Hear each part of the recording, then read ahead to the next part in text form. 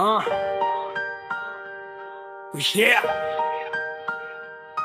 Yeah.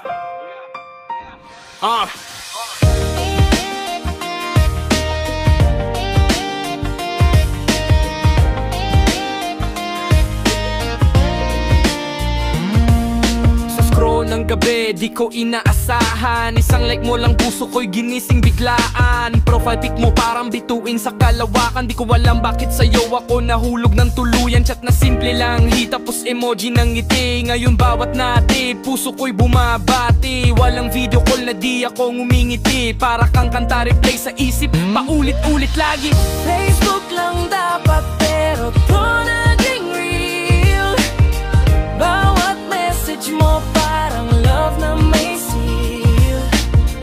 Walang filter to, damdamin ay legit. Ikaw ang dahilan kung ba't ako masaya kahit bitin.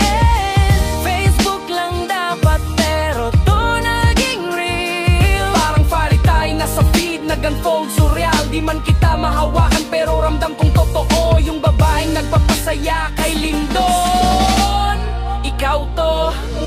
Sa messenger, ikaw ang laging top chat. Pag hindi kita kausap parang world ay flat. Sa newsfeed ng buhay, ikaw ang highlight. Ikaw ang dahilan kung ba't gabi ay bright. Di ko alam kung ano meron ka, pero pag simulang sapat na. Yung boses mo sa tawag parang musika. Nakilala lang kita online pero ikaw na nga. Di kailangan ng fancy date o lugar. Yung kilig sa chat, sapat na pangsindihan ng araw. Minsan nga naisip ko baka ito ang simula ng love story na nagsimula sa wifi signal lang.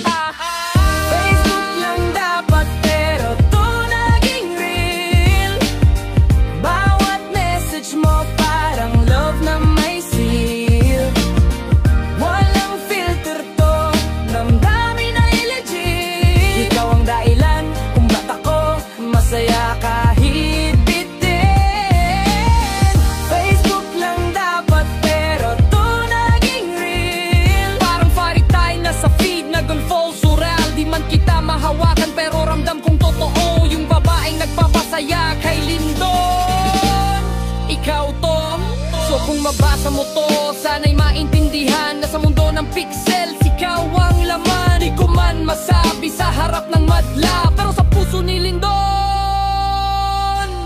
ikaw ang bida.